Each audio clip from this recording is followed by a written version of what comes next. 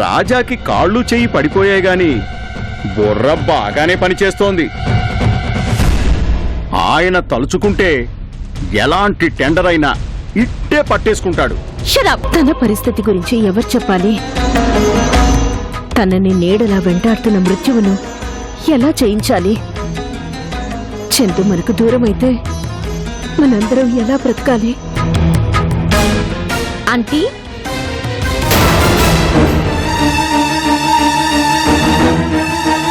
ఎలా ఉంది నీ సంసారం? చాలా బాగుంది. నువ్వు మరీ క్యాలిక్యులేటెడ్ గా మాట్లాడుతున్నావు అమృత. నీతో అలా ఉంటేనే కరెక్ట్. పాపం లేట్ గా జ్ఞానోదయం అయింది కదా. ఎంతైనా నువ్వు చాలా తెలివిగలదానివి అమృత. ఎందుకంటే నన్ను కూడా నీ మాటలతో బోల్తా కొట్టించేశావు కదా.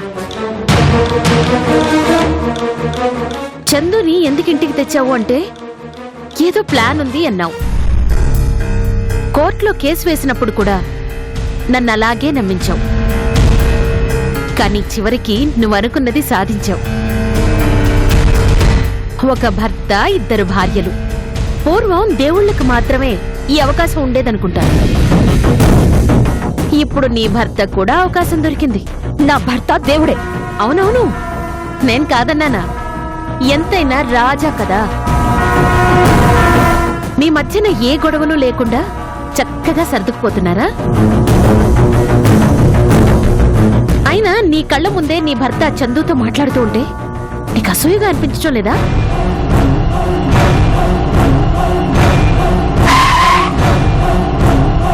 ఏమైంది? ఇదే నీకు లాస్ట్ వార్నింగ్ భార్గవి. ఇంకోసారి నా ఫ్యామిలీ గురించి మాట్లాడావంటే బాగుండదు. జాగ్రత్త.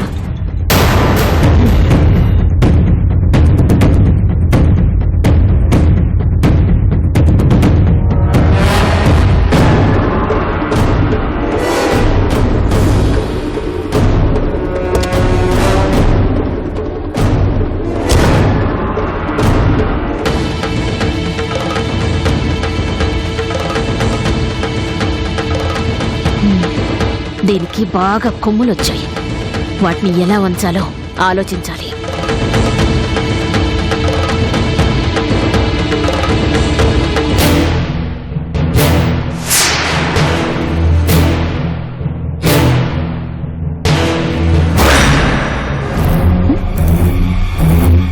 చందునా?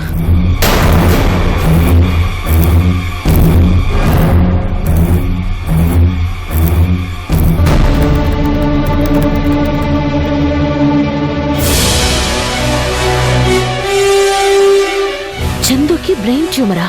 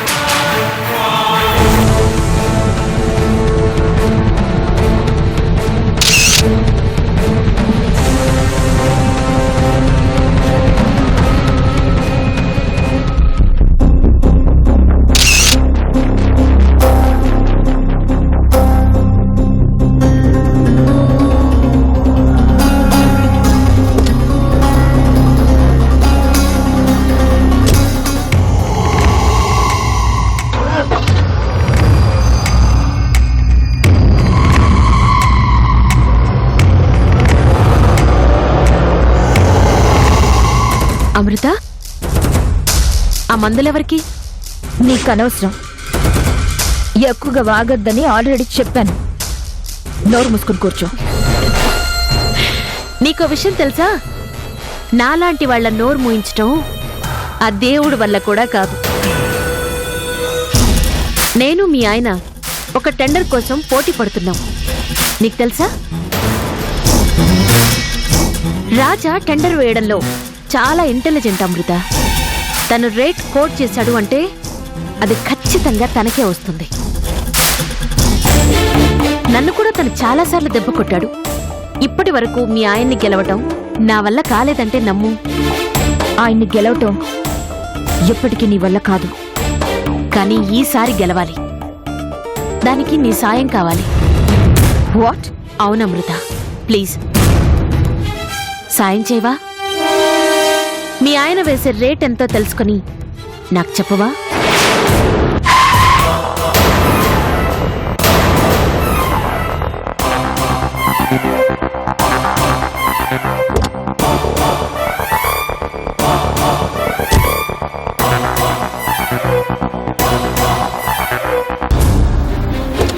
దిగు, ముందు కార్ దిగు.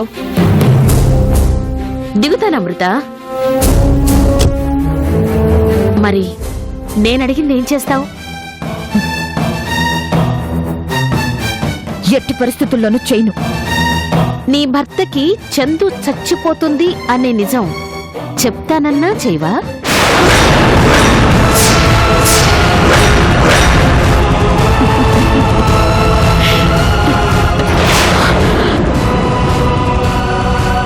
ఏంటి? అదే అమృత, పాపం చందుకి బ్రెయిన్ ట్యూమర్ కదా.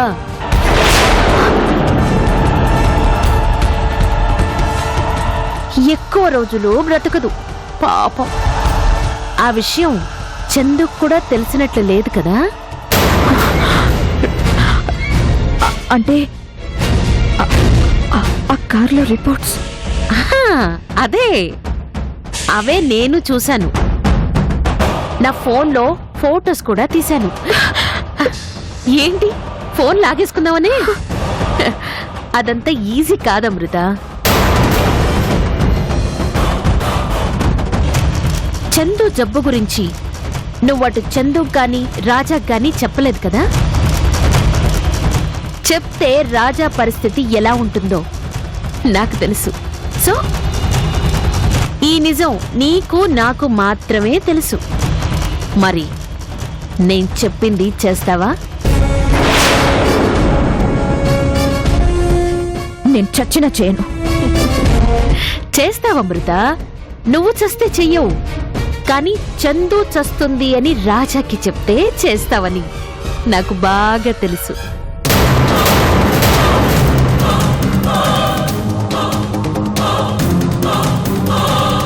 చూసావా అమృత, దేవుడు కూడా నాలాంటి వాళ్ళకి ఎలా సాయం చేస్తాడో. అందుకే నన్ను ఎంత నేలకు కొడితే అంత పైకి ఎగురుతాను. ఇంటికి వెళ్ళి చక్కగా మీ ఆయన ఎంతకి కోట్ చేస్తున్నాడో తెలుసుకుని చెప్పమ్మా. వస్తాను.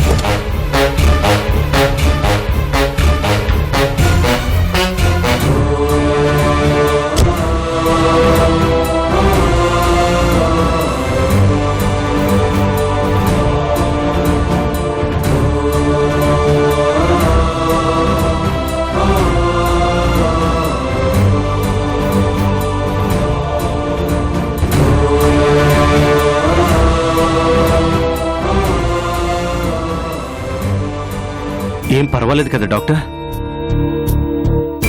ఏం కాదు కృష్ణ గారు, మీరేం కంగారు పడకండి. ఇలాంటివి రావటం చాలా సహజం. తను ఆల్రెడీ హార్ట్ పేషెంట్ కదా. ఏమైంది డాక్టర్? వచ్చావమ్మా? నీకోసం చాలాసార్లు ట్రై చేశానమ్మా. ఫోన్ కూడా చాలాసార్లు చేశాను. అవునా? అయ్యో, ఫోన్ ఆఫ్ లో ఉంది బాబాయ్. ఆన్ చేయడం మర్చిపోయాను. అసలేమైంది? ఏం లేదమ్మా, రాజా ఉన్నట్టుండి గుండెల్లో నొప్పి అన్నాడు. నాకేం చేయాలో పాలుపడలేదు. నీకు ట్రై చేస్తే ఫోన్ స్విచ్ ఆఫ్ అని వచ్చింది. అందుకే శ్రవంతి గారికి ఫోన్ చేసి పిలిపించాను. ఫోన్ ఎందుకు ఆఫ్ చేసావమ్మా? ఒక స్పెషలిస్ట్ డాక్టర్తో మాట్లాడుతూ ఫోన్ ఆఫ్ చేశాను బాబాయ్. డాక్టర్, ఇప్పుడు ఆయనకి ఎలా ఉంది? ఏం భయం లేదు కదా? ఏం కాలేదులే అమృత. అయినా రాజా ఇంకా పూర్తిగా కోలుకోలేదు.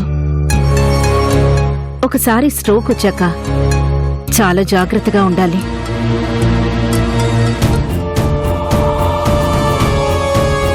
నీకు తెలియందే ఉంది చెప్పు. గాజు బొమ్మని ఎలా చూసుకుంటావు అలా చూసుకోవాలి. తన మనసుకి ఇబ్బంది కలిగించి టెన్షన్ పెట్టే విషయాలేవీ తెలియకుండా జాగ్రత్త పడాలి.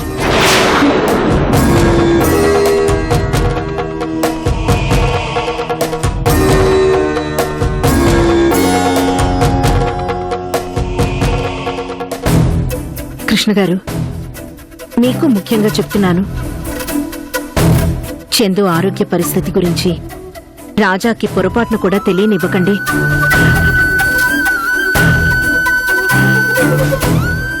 ఇదివరకటి పరిస్థితి వేరు, ఇప్పుడు తన పరిస్థితి వేరు.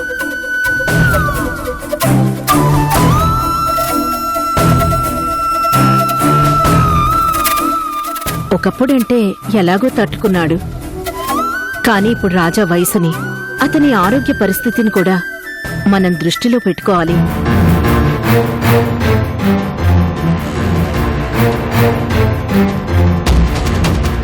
సడన్ గా ఏదైనా తట్టుకోలేని విషయం రాజా చెవిన పడితే అది విని తట్టుకోగలిగే పరిస్థితి లేదు. మళ్ళీ స్ట్రోక్ వచ్చినా రావచ్చు కూడా. అందుకే చెప్తున్నాను, చందు విషయం పొరపాటున కూడా అతని చెవిన పడినివ్వకండి. ఏంటి డాక్టర్ ఈ పరిస్థితి? కూతుర్ని చూస్తే అలా, అల్లుండి చూస్తే ఇలా. ఎంతకాలం చందు విషయం దాచాలి? దాస్తే దాగేదైతే ప్రాణం ఉన్నంత వరకు మన జాగ్రత్తలో మనం ఉంటాం. కానీ రోజు రోజుకి ఆరోగ్యం క్షీణిస్తూ ఉంటే రాజాకు అనుమానం రాదా? అక్కడే మీరంతా జాగ్రత్తగా మేనేజ్ చేయాలి.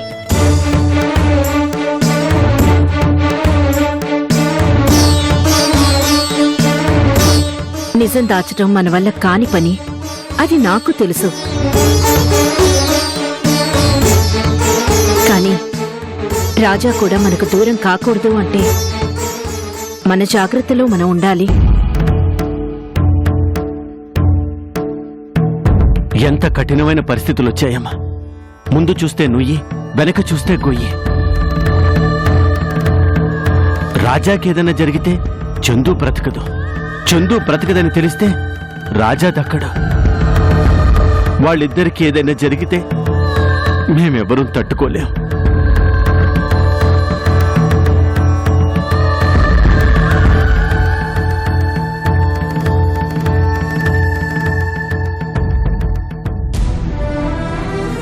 కానీ ఏం చేయలేం కృష్ణ గారు. మన ప్రయత్నం మాత్రం మనం చేయాలి, అంతే.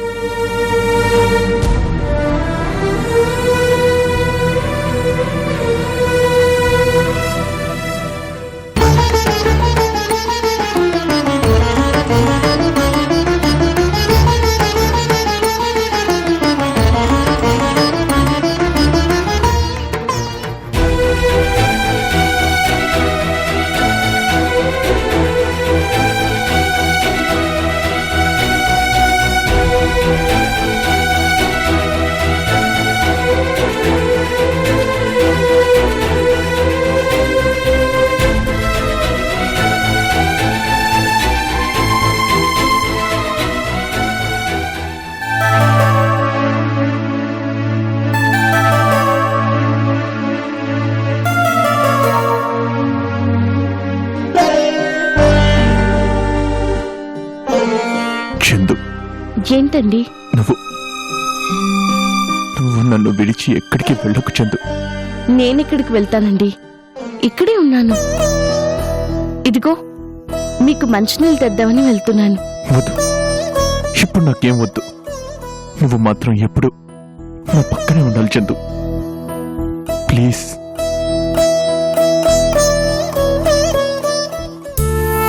అలాగేనండి. కూర్చో.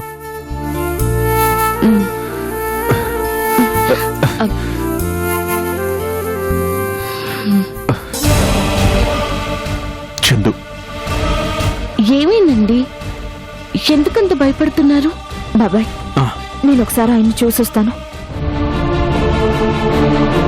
బాబాయ్, చందు ఎక్కడుంది? రాజా దగ్గరే ఉందమ్మా.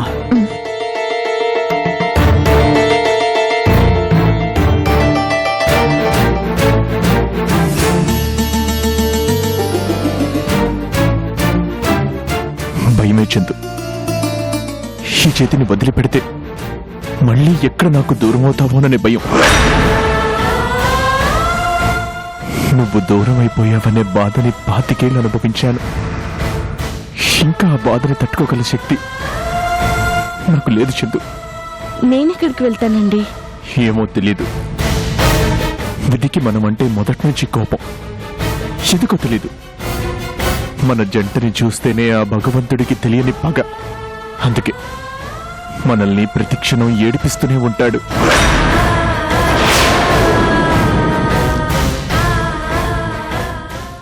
ఏ రోజు మనల్ని దగ్గర చేశాడు చెప్పు? మన మనసులు కలిసినట్టుగా మనం కలిసి బ్రతికామా? లేదు. ఈ చెయ్యి వదిలితే నిన్ను నాకు దూరంగా లాక్కుని పోయేవాడు. ఇన్ని రోజుల తర్వాత మళ్ళీ నువ్వు నాకు దగ్గరయ్యావు. అందుకే నిన్ను ఒక్క క్షణమైనా సరే వదిలిపెట్టలేను చందు.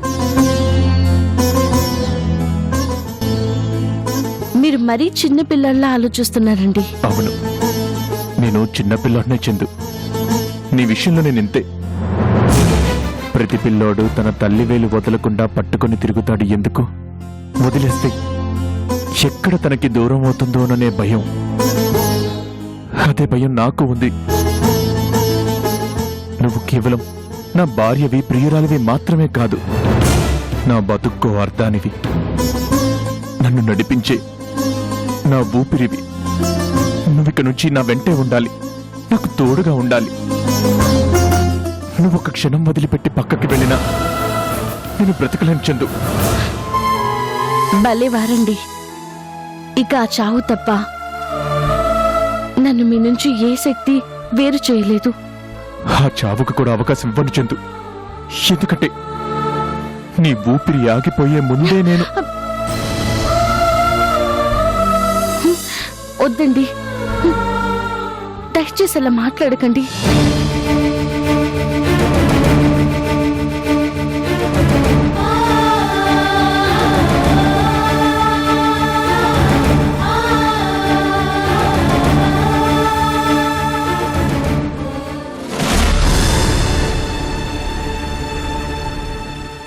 హాయిగా నిద్రపోండి, రెస్ట్ తీసుకోండి.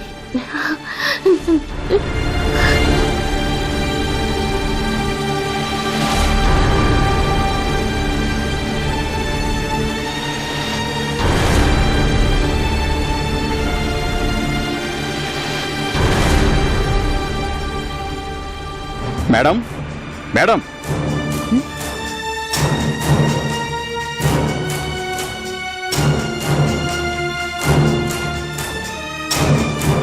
ఏంటి మేనేజర్ ఇలా వచ్చారు? మేడం, ఈ రోజు డేట్ గుర్తుందా? మనం ఆ కాంట్రాక్ట్కి టెండర్ వేయాల్సిన లాస్ట్ డేటు.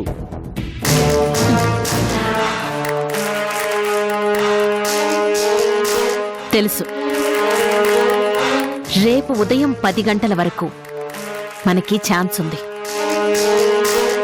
దానికోసమే వెయిట్ చేస్తున్నాను. అంటే లాస్ట్ మినిట్ వరకు వెయిట్ చేస్తారా మేడం? అంత రిస్క్ ఎందుకు తీసుకుంటారు? ఆ టెండర్ రెడీ చేసేవండి, ఇవాళ నేను సబ్మిట్ చేస్తాను. ఇంకా రాజా టెండర్ రెడీ చేయలేదు. అతను రెడీ చేశాక నేను టెండర్ వెయ్యాలి.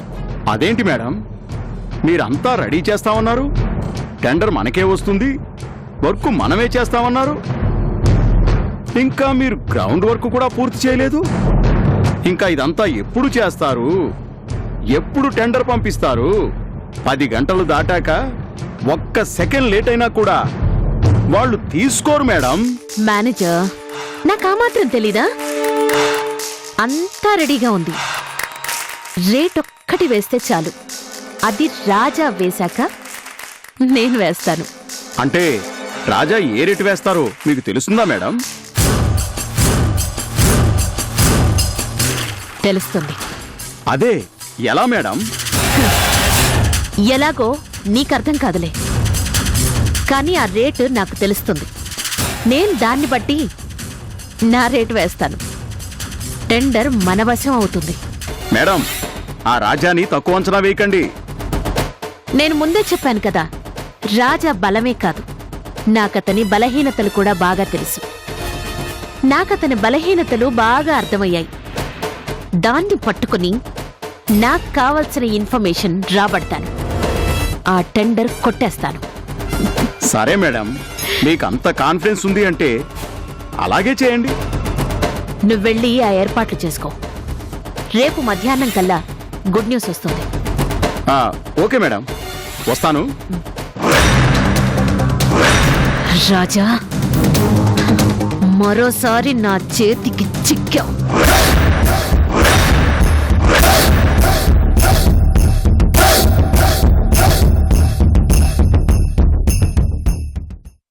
చందు చచ్చిపోతుంది అని తెలిసినప్పటి నుంచి. హాయ్, ఎలా ఉన్నావు అమృత? అందుకే ఈ దారి. మూడో కంటికి తెలియకుండా ఆ టెండర్ గురించి చెప్పావా సరే, లేదంటే నాకు నిజాలు దాచుకోవడం అస్సలు తెలియదు సుమీ. నీ మెడలోని తాళిని ఉంచాలా తీసెయ్యాలా అనేది డిసైడ్ చేస్తుంది.